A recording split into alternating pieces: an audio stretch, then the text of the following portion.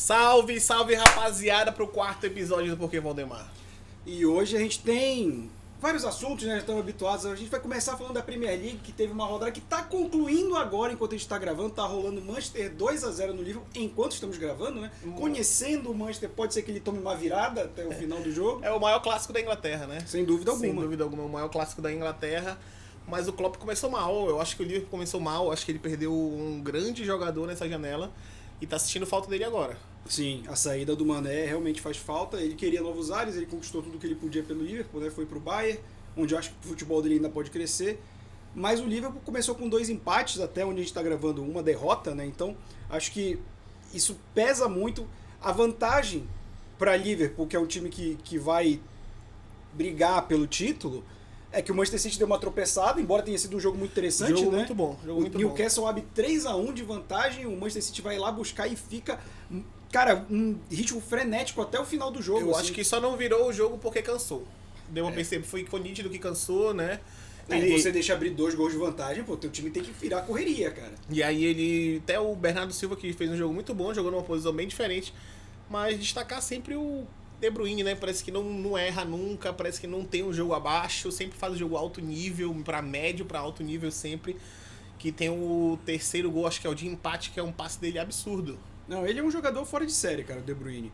Mas foi interessante ver porque é difícil, né? Você olha o Newcastle e City, você não diz, esse jogo vai ser um empate com muitos gols. Você pensa que o City vai amassar, né? Lembrando que o Newcastle tá passando por um processo também de renovação, foi comprado, tá com dinheiro em caixa pra cacete, né? Que é o dono da Arábia Saudita, o príncipe da Arábia Saudita, que agora é dono do Newcastle.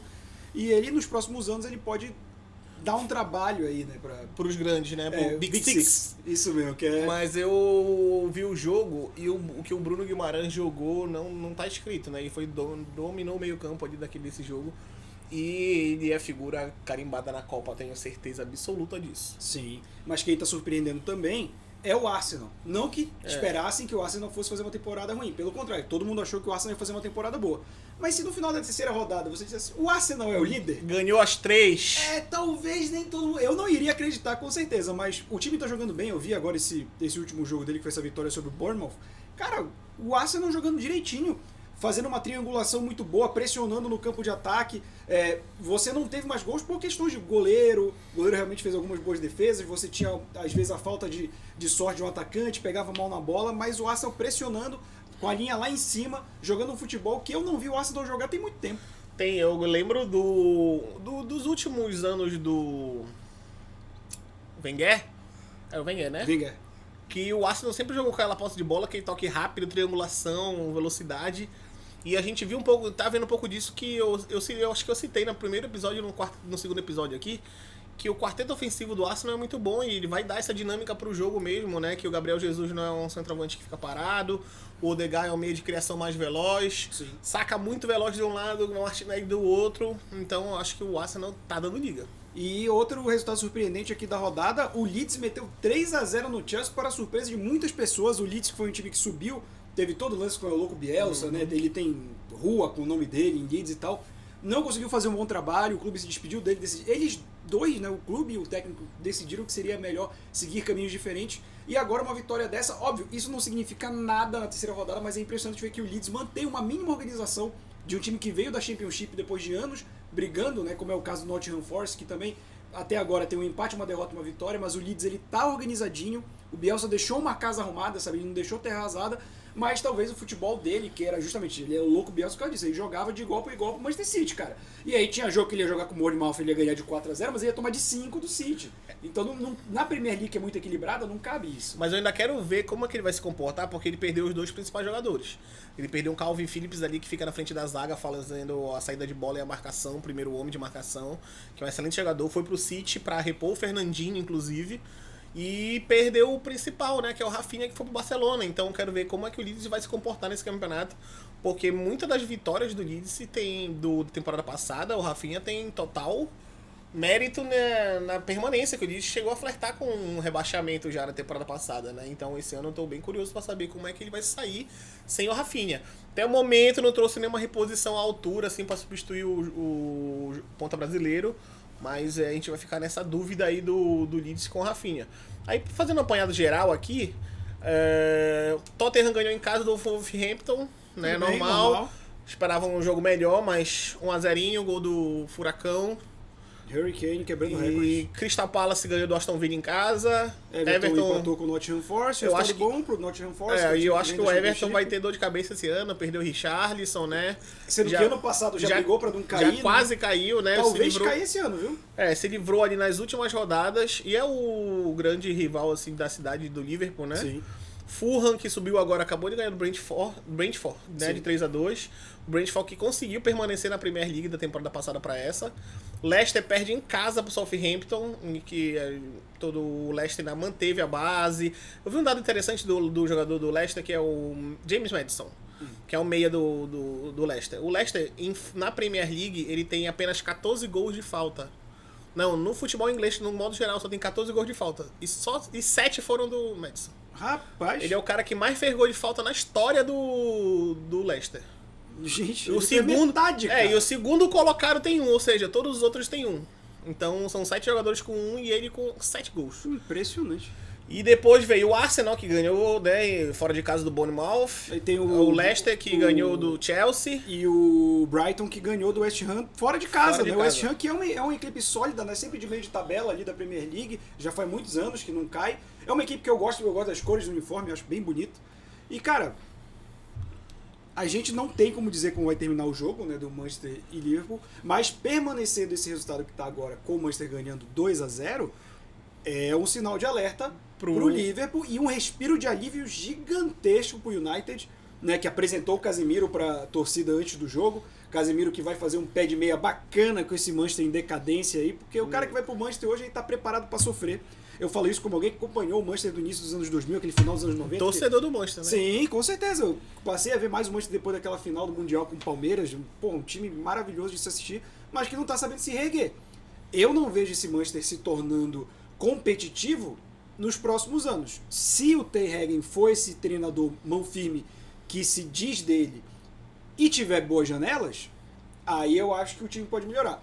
Por enquanto, eu não vejo o United como um time que nem ele era 10, 12 anos atrás. Longe disso. Pra mim, ele já é quase o Arsenal depois que o Wenger sai. Ele foi, como é que eu posso dizer, dominante na Inglaterra, né? 10, 12 anos atrás. Ele passa o Liverpool, Ele foi, né? se eu não me engano, foi o último tricampeão da Premier League. Foi o último tricampeão. Agora, quem tem a chance de ser o próximo tricampeão é o Manchester City, que já ganhou 2 seguidas, daí vem pra terceira temporada agora, que eu acho que vai acabar se dando City de novo. Eu acho que esse ano tá mais disputado, mas é o favorito, sem dúvida alguma. Então, basicamente, esse foi o resumo da terceira rodada da Premier League. Tá encerrando agora 2-0 pro Manchester, mas dificilmente o Liverpool vai virar. E eu acho difícil. É que eu sou gato escaldado. Entendi. Agora eu queria falar sobre uma coisa sobre o futebol brasileiro, futebol nortista, inclusive. O Paysandu foi totalmente assaltado na Bahia. Não tem como duvidar disso. Não é a primeira vez que isso acontece com o Paysandu numa reta final de Série C. E aconteceu na Série B ano passado com o Remo também. Muito no início. Que não tinha VAR. E quando teve o VAR também teve doses, mas, Danilo, isso entra pra mim num ponto que eu defendo sempre, que é Remo e Paysandu tem que subir de mão dada, porque mais importante até do que o teu time tá na Série B, e isso é muito importante para qualquer torcedor, né, tá numa série grande, é você ter a representatividade do seu estado. Para mim, por exemplo, quando eu olho a Série A, que eu vejo que o Fortaleza e o Ceará estão fugindo do rebaixamento, eu acho ótimo, cara. Porque o futebol cearense está em destaque. O Sport ficou anos nessa gangorra e para mim não conseguia se destacar. Porque para a Série A, o que importa é o clube dos 13. É os 4 de São Paulo, os 4 do Rio, 2 de Minas, 2 de Porto Alegre. E o resto que se vire. Só que se a gente for parar pra pensar aí, cara, já são 12 times. Assim, sobram o quê? 8. 8 vagas. Vamos lá. 8 vagas pro resto do Brasil. Porque o clube dos 13 tá lá bonito. Sabe? Então não faz sentido. E quando uma arbitragem tem que escolher entre o time que nem o Vitória que sim, assim como o Bahia também já fez muita presença do futebol baiano em Séries A, Série B, ele tem a preferência. A gente é de uma geração, ali pelos seus 30 e poucos anos, que cresceu vendo Paysandu e Remo como times de Série B vigente. Times que sempre estão na Série B e brigando pela Série A. Não eram times de brigar toda hora para cair. A gente estava no imaginário. O Mangueirão, o Bainão, a Curuzu eram parte do dialeto do futebol. Tanto que o Flamengo, ano que vem querer fazer jogos do Carioca aqui no Mangueirão. Então, tipo, a gente tava... Se você pega jornalistas da nossa geração pra cima, eles sempre citam Remo e Paysandu como times que davam sim trabalho. O Paysandu numa história mais recente, que ficou mais tempo na Série A, que davam trabalho pros visitantes. A gente tem que ter essa volta, porque, cara, é inadmissível um time da grandeza do Paysandu, com a torcida do Paysandu, numa reta final de Série C, sofrer um negócio desse. Cara, o Voaden, naquele lance que o Paysandu foi roubado também, o Voaden, no ano seguinte, ele foi eleito o melhor jogador, melhor juiz da CBF, melhor árbitro. Tu acha que se o cara comete um erro daquele contra o Palmeiras, contra o Flamengo, um São Paulo... Tava sendo afastado, já tinha tido uma penalidade maior. Ia ficar só em jogo pequeno. Ia cair pra Série C, Série B, sei lá, não ia apitar mais Série A. Mas quando acontece com o futebol do Norte, eles meio que fingem que não veem, porque assim, os times do Centro-Sul, né, Centro-Oeste ali, eles reclamam de viajar pra cá porque a viagem é longa. Só que a gente tá no Brasil. O Brasil é um dos maiores países do planeta. Então, tipo, eles têm que entender que o futebol é igual nos 4 cantos do Brasil. Não tem que pesar a mão, distância. Se tem orçamento pra pagar, não tem essa questão de distância. Não, e hoje, cara, a maioria dos times mesmo longe, você vem de São Paulo, do Rio pra Belém, você tem voo direto, cara. Tem. É mais fácil do que pegar, às vezes, um time do interior do Rio Grande do Sul numa Copa do Brasil, que é mais próximo, mas você, às vezes, tem que pegar... Vai pra cidade, depois pega o ônibus. É uma complicação. É que nem você ir pra uma cidade, claro, tem times do interior de Roraima que são difíceis de acessar, mas são times que não estão indo para séries, até porque esse acesso dificulta muito. Mas é triste ver que o futebol do Norte tem sido apagado na relevância que ele tem, na contribuição para a história do futebol que ele tem. E a gente teve grandes jogadores aqui, por exemplo, na seleção brasileira. Então, tipo, não dá pra dizer que é um futebol que não gera nada. Não. A gente tem grandes jogadores, inclusive, como o Paulo Henrique Ganso hoje, Iago Pikachu que tava no Fortaleza recentemente. O próprio Rony. O próprio Rony, que o Rony é campeão da América. Foi também melhor jogador da América. Ganhou ou não? Não, foi o Marinho naquele ano, né? Então, tipo, o nosso futebol, o Giovani jogou no Barcelona, jogou na seleção brasileira. Então, tipo assim, a gente tem histórico aqui no nosso estado, mas a gente não é visto, não é olhado pra cá. Pelo contrário, a gente é visto de uma forma negativa. E eu acho que isso tem que acabar, porque claramente o jogo do Paysandu ontem tinha VAR. Claramente o jogador do Paysandu afasta a bola bate no braço do jogador do Vitória. Ele faz o lançamento e sai o gol. Então, se tinha VAR, por que não foi revisado? E se for revisado, como é que não foi mão? Como é que não viram que foi mão? E assim, pra nos porque vocês estão passando por... Não, o Paysandu tá fazendo uma partida horrível. Mas o Vitória também é horrível. Foi um jogo difícil. De dar calo no olho. Mas a questão é, aquele jogo não se encaminhou pra nenhuma das equipes ganharem e um lance desse é crucial. Crucial, cara. Mas antes do gol ainda, o jogador do Paysandu perdeu um gol feito, o Darlan, né? Sim. Acho que ele pegou, foi quase um Diego Souza contra o Cássio. Ele pegou, assim, de um certo espaço, carregou de frente a frente com o goleiro e acabou perdendo o gol. Olha, assim, eu acho que a vida do Paysandu não morreu, não acabou ainda, né? Ele tem 3 jogos em casa e ele tem que fazer pelo menos um ponto fora, né? Perdeu uma oportunidade, mas tem mais 2. Ó, eu vi o jogo ABC e Figueirense, quer dizer, tentei ver, né? Foi um jogo muito difícil de ver. A ABC abriu 2-0, o Figueirense diminuiu. E o Figueirense é um time muito fraco, muito difícil de se ver, não sai nada. Bem parecido com o Remo. Sim. Mas ele tá lá e a gente não tá, né? Então não pode falar nada. É um time que vive de bola longa e vê o que dá, não tem uma criação de jogada. Então eu acho que o Paysandu vai ter vida fácil assim contra o Figueirense. Eu acho que vai ser com ele que ele vai conseguir arrancar ponto lá fora de casa. Porque esse resultado também coloca o Paysandu atualmente na lanterna do grupo. O ABC, que fez 2 gols, tá na liderança. O Vitória, com só 1 gol, tá em segundo colocado. E o Paysandu, como não fez nenhum gol, né, o Figueirense fez pelo menos 1 contra o ABC, ele tá na lanterna. Na próxima rodada, ele joga dentro de casa contra esse mesmo ABC, que talvez seja o mais forte desse grupo nesse momento, né, criou confiança. E assim, essa derrota fora bota uma pressão de que o Paysandu não pode mais empatar dentro de casa. E o Paysandu tem tido dificuldades nessa reta final da primeira fase da Série C, com jogos dentro de casa. Então, assim, a torcida tem que ir, tem que apoiar, e o Paysandu tem que fazer a parte dele, porque sair com um empate de um jogo contra o ABC dentro de casa fica muito difícil. Vai dar dor de cabeça pro resto do campeonato para a classificação para a Série B. Principalmente se o Vitória ganhar. E depois dessa primeira rodada e depois dos jogos que eu vi, eu acho que o Paysandu, eu ainda continuo com o meu discurso que o Paysandu é um franco favorito para processo. Agora não pode vacilar. Porque, infelizmente, a arbitragem influenciou no resultado e prejudicou muito o time. Passando da Série C para a Série A. A gente teve a rodada aqui e falamos muito, né, que poderia acabar o campeonato e tudo mais. O campeonato não acabou, e tem alguns motivos. Porque eu falei que mesmo no empate, o campeonato poderia acabar. Embora eu não acreditasse, eu realmente achei que o Flamengo poderia ganhar, eu achei que o Dorival iria para cima do Palmeiras. Foi, mas com o time B, que muita gente fala que é um dos melhores times do Brasil, eu concordo. O time B do Flamengo é melhor do que 90% da Série A. Mas ele não é o time do Palmeiras. O time do Palmeiras, o Palmeiras pra mim, tá acima. assim, a minha grande crítica a esse momento é que o Palmeiras, no primeiro tempo, tinha que ter amassado o Flamengo. O Palmeiras tá com o time completinho, descansado. Então ele tinha que ir pra cima do Flamengo, fazer 2-3 no primeiro tempo, sabendo que o Dorival provavelmente ia colocar os principais jogadores, pelo menos ali na metade do segundo tempo. Então ele, pra mim, tinha que ter resolvido o placar, ou resolvido o jogo no primeiro tempo. Mas o Santos só veio sofrer mesmo com um ataque perigoso e tal no segundo tempo. Inclusive, até mesmo no segundo tempo, o gol foi uma falha de marcação ali na frente da área do Flamengo. Que não tem como deixar um jogador como o Rafael Veiga livre ali pra girar. O Santos vai na bola mas ainda. Ali não dava, foi um golaço.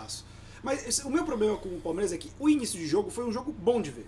Foi um jogo que os dois lados estavam propondo bola. Acho que o Marinho se movimentou muito mal durante a partida, ele sai, reclama, mas acho que não foi uma boa partida do Marinho. Mas é isso que tu falou, o time do Palmeiras, com força total, é pra amassar o time titular, o time reserva do Flamengo. E aí quando você tem o Palmeiras jogando de igual para igual, o Flamengo cresce, faz o gol, e o que piora e tornou o jogo chato pra mim, o Palmeiras jogou pra empatar dentro de casa. Da feita que o Palmeiras empatou, ele aceitou que ia ser aquele resultado. Sabe? Exatamente. E aí porque talvez o Abel tenha percebido que o Dorival ia colocar ali o Gessé como ele tem feito em outros jogos, né? Bota uns 15 minutos pra jogar e tal, pra ficar pressionando. Mas o Palmeiras se acovardou quando tinha a real possibilidade de ganhar dentro de casa e encerrar esse campeonato. Porque eu falo agora que não encerrou, mesmo achando que o empate encerraria? Porque o que esse Palmeiras demonstrou foi uma apatia dentro de casa que permite um time que nem o Fluminense, que é comandado pelo Fernando Diniz, que é doido, de ir pra cima do Palmeiras sem olhar pra... Cara, esse 5-2 do Fluminense Curitiba foi um jogo maluco. Eu tava assistindo esse jogo, que jogo maluco, sabe? E o Diniz é bem capaz de fazer um jogo desse contra o Palmeiras. E é no Maracanã, né? Agora Exato. é o próximo fim de semana, sábado também, né? O Palmeiras vai jogar 3 ou 4 sábados seguidos, só sábado. E aí, mas o Fluminense ainda joga do meio de semana contra o Corinthians. E ele então... acho que só poupou de fato ali, eu acho que, se eu não me engano, o André e o Ganso. Se eu não me engano, porque o Cano jogou. Nino jogou, Manuel jogou, Samuel jogou Caio Paulista na esquerda. Então ele jogou com um time quase completo, descansou o Ganso, que eu acho que é o que vai... É um dos principais jogadores desse Fernando Diniz, nessa nova fase no Fluminense.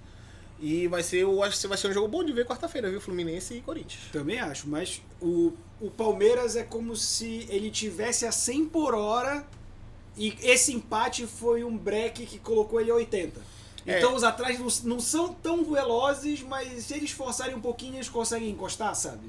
Eu vi, tipo assim, eu vi palmeirense falando que é porque o Abel tem a noção que o Flamengo tem um elenco melhor, tem um time melhor. Mas não dá pra comparar o time B do Flamengo com o time titular do Palmeiras. O primeiro tempo, pra mim, foi bem decepcionante por parte do Palmeiras. Eu, inclusive, falei aqui no episódio passado que o Palmeiras ia amassar o Flamengo, que o campeonato ia acabar. Se o Flamengo joga com esse time B contra o Fluminense, corre o risco de perder com o Fluminense titular. Sim. Perde. Eu acho que perde. Mas aí, por exemplo, eu achei que isso ia acontecer de fato, porque assim, o Palmeiras veio uma semana de descanso, de treino. O Flamengo teve um jogo desgastante contra o Atlético Paranaense lá em Curitiba, voltou, viajou, treinou, descansou. E o Dorival falou que, tipo, nitidamente priorizou a Copa. Sim. Eu vi muita crítica com relação ao Dorival por ter colocado o time B, mas ele deixou bem claro que é muito difícil, mas que quando ele assumiu estavam 14 pontos de diferença. E agora estão 9, então jogando com o time B, então ele queria dar esse poder de confiança pro time que vinha jogando e vinha tirando essa vantagem do Palmeiras. Mas o Flamengo fez o jogo dele, não foi igual aos últimos jogos do time B, porque o time B Ainda assim, como o time tenta ficar um pouco mais com a bola, mas desse jogo foi bem reativo, esperou bastante o Palmeiras sair pro jogo para jogar no contra-ataque. O gol foi mais ou menos assim, uma bola recuperada lá na zaga, saiu tocando, abriu no Ayrton Lucas, que foi o que roubou a bola no chutão do Everton e cruzou na cabeça do Vitor Hugo. O Everton não conseguiu chegar. Então, mas jogou diferente porque o Flamengo, time B, vinha jogando pressionando, vinha jogando em cima do time. Mas não tem como jogar assim contra o Palmeiras. E quando saiu a escalação, eu falei que tinha acabado o campeonato. Ele me mandou mensagem na hora, inclusive. Mas eu queria destacar também, além disso, o Fortaleza 1x0 Corinthians. Foi o jogo que eu tava Esse jogo também. foi um dos jogos que eu falei que iria acontecer, porque o Corinthians ia botar o time em reserva. E o Fortaleza vem com tudo para querer sair daquela zona de desconforto. E o Fortaleza pós-Libertadores é outro time, cara. É realmente outro time, né? Muita gente contestando o Vojvoda e não sei o que lá. Mas o Vojvoda mostrou que ele é um cara que obedece ordens, né? Até porque ele não vai brigar com a diretoria, né? E tudo mais. Priorizou a Libertadores. A Libertadores não está mais na mesa. E agora nem mais a Copa do Brasil. O Fortaleza está 100% focado. E eu acho que não cai. Não cai porque a gente percebe que não é o melhor dos times. É um time mais modesto na Série A. Mas como equipe é muito forte. Inclusive saiu um ruído aí que o Vasco, que foi comprado agora, né, pelo 777, ele vem atrás do Vojvoda pra assumir ano que vem. Não cai nessa, Vojvoda, não cai nessa. O Vasco é uma draga, principalmente para técnico, cara. Nos últimos anos o Vasco, mesmo quando ele vai bem, o técnico não vai. É uma desgraça. Eu não iria pro Vasco nesse momento, eu deixaria. Até porque é só olhar o exemplo do Botafogo, né? Botafogo veio a SAF, foi o primeiro oba-oba, né? E tá aos trancos e barrancos, tem que se manter, tem que se estruturar. O Vasco vai ser a mesma coisa. Vai subir pra Série A pensando em não cair. Não é aquele Vasco que caiu uma vez e voltou. Não, o Vasco volta forte, vai jogar bem. Não, gente, vai voltar para se estruturar. Tem muita dívida, tem um elenco mediano para baixo até para a Série B. Então, a gente vai ter que passos de criança aí para esses times que estão virando SAF. Mas o que eu falei, o Fortaleza hoje já está azeitado e não acho que o Fortaleza vai querer abrir mão do Vojvoda, que é um cara que ele não vem tão badalado mesmo da própria Argentina, então não acho que ele vai querer cair na tentação de eu vou para um time grande brasileiro quando já está consolidado no Fortaleza. É porque o Vasco é time grande de passado. Eu acho que o Vasco hoje ele não tem nada equilibrado, não tem finança, não tem elenco, não tem uma base, um time formado, então era como se ele pegasse um clube do zero e fosse... Assim, ele pode ter aquele pensamento que vai ser algo assim, eu vou formular um time, um futebol do zero aqui, vou botar do jeito que eu acredito. Eu acho que ele poderia até ter a confiança, mas o futebol brasileiro é muito difícil ter paciência assim. Eu acho que não tem um time que... Acho que... Parabéns pro Palmeiras, que manteve o Abel, que ele não teve assim os primeiros... O primeiro ano dele foi bem duro, ele recebeu muita crítica por conta de jeito de jogar, né? E aí depois ele conseguiu reestruturar e botou o time exatamente como ele acredita no futebol. Esse ano principalmente, mas eu fiquei bem... Eu tô procurando a palavra aqui pra não falar besteira. Mas eu fiquei bem chateado com esse último jogo do Palmeiras. Foi chato. Eu esperava... Foi de primeira temporada. Eu esperava o Palmeiras como ele fez aquele contra o São Paulo Foi no Paulista, né? Que reverteu o placar de 3x0, 2x0. Os dois jogos na Copa do Brasil foram bons jogos do Palmeiras contra o São Paulo. E aí eu fiquei bem chateado. E aí, finalizando, eu tinha falado que o jogo bosta da rodada ia ser Juventude e Botafogo. Foi 2x2, eu não vi nem no melhor momento, nem os gols. Mas ainda me deixa com a impressão que foi um jogo ruim, mas 2x2 talvez seja um jogo bom de ver, 2x2. Eu vou te falar que eu acho que quem superou esse jogo foi Goiás 1x0 no Atlético Mineiro. Não, e o Cu, quem... Fez uma coletiva pra dizer, se tiver que treinar mais, a gente treina, se tiver agora que tem mais, tempo. a gente concentra, e eu não desisti do brasileiro. Basicamente, a final do ano ele vai embora, né? Mais uma vez, né? Porque o Atlético Mineiro tá em sétimo, ele tá literalmente a 14 pontos do Palmeiras. Eu acho que não... Eu não sei se ele tá sonhando muito alto, mas eu acho que não tem não. Não, acho que o Cuca só quis tentar aliviar a barra dele, algo que não funcionou assim. E assim, eu vou dizer, um dos sinais de atraso do Brasil é o Cuca ser considerado um grande técnico. Ele tem títulos, mas ele faz um trabalho e vai embora, ele não constrói nada, sabe? Ele não tem um legado, ele não tem um estilo. O estilo do Cuca é o Cuca bom. E o Cuca bom não é uma coisa boa, sabe? Mas o Marco Rocha não tá lá pra bater o escanteio de lateral. E aí a gente fica pensando, que legado o Cuca tem? Porque a gente tem que pensar isso. Às vezes o cara é bom de ganhar título. Mas, por exemplo, o Luxemburgo. O Luxemburgo é um cara que eu não contrataria pra nenhum time grande hoje. Já tá defasado. Mas o que o Luxemburgo fez pelo futebol? Muita coisa. O Luxemburgo deixou legado, trouxe time pequeno, foi o Bragantino, fez coisa pra cacete no Palmeiras, no Corinthians. O cara foi treinar o Real Madrid, irmão. Foi boicotado, mas na época tava voando. Então, tipo, o que o Cuca deixa pro futebol? E ele tava não querendo assumir nenhum time agora porque ele tinha esperança de assumir a seleção brasileira após a Copa. Pra mim é loucura. Pra mim, Cuca na seleção é loucura. Eu tava vendo um dia desse uma discussão... Mas eu vou te fazer uma pergunta aqui. Diga. O Tite vai sair. Vai. Um treinador coerente pra assumir a seleção brasileira depois do Tite. Coerente em que sentido? Vai ser treinador brasileiro, porque o Brasil tem um problema de ego muito grande. Sim. Não vai aceitar um português ou Sim. alguém, um Abel Ferreira, ou um Jorge Jesus. Tu fala no nível de coerente com o que a CBF geralmente escolhe? Não, pra gente. Pra você, quem seria o treinador da seleção brasileira depois do Tite? Eu ia falar essa discussão exatamente de te perguntar. Um negócio que eu não tinha parado a pensar, mas é verdade. Sabe quem eu colocaria na seleção? Tranquilamente, vão me apedrejar. Fernando Diniz. Sabe por quê? A seleção não tem que jogar que nem um time. Não tem que jogar com um clube. Principalmente a seleção brasileira. A seleção tem que encantar. A seleção brasileira tem essa obrigação. A gente é a seleção brasileira, cara. A gente é o maior celeiro do mundo. Mesmo numa entre-safra, a gente é melhor do que 70% das seleções de uma Copa. Então a gente tem a obrigação de jogar esse futebol pra cima. O Tite nunca teve esse futebol. O Tite realmente era o melhor técnico, mas é um futebol moroso, chato, sabe? O que sempre fez a diferença em jogos de seleção: o individual, o talento, a capacidade de você improvisar. O time do Tite não tem isso. O time do Felipão tinha isso em 2002. A própria Copa de 70 que a gente foi com uma seleção só de camisa 10. Não tinha tática nenhuma, era puro talento individual, só que era um baita do talento individual, maior geração de todos os tempos. Então, se for para entregar na mão de um técnico, eu entregaria a seleção na mão do Diniz, porque ele sendo doido, ele faria uma coisa diferente. Porque tu vai entregar no Cuca, aí vai vir o Cuca, convoquei aqui o Neymar pra ele fazer uma bola, a gente joga essa bolinha aqui pra ele tentar fazer. Aí vai chamar aqui o Dorival. Pô, eu gosto do Dorival, eu gosto do que ele tá fazendo, mas eu não quero ver ele na seleção, cara.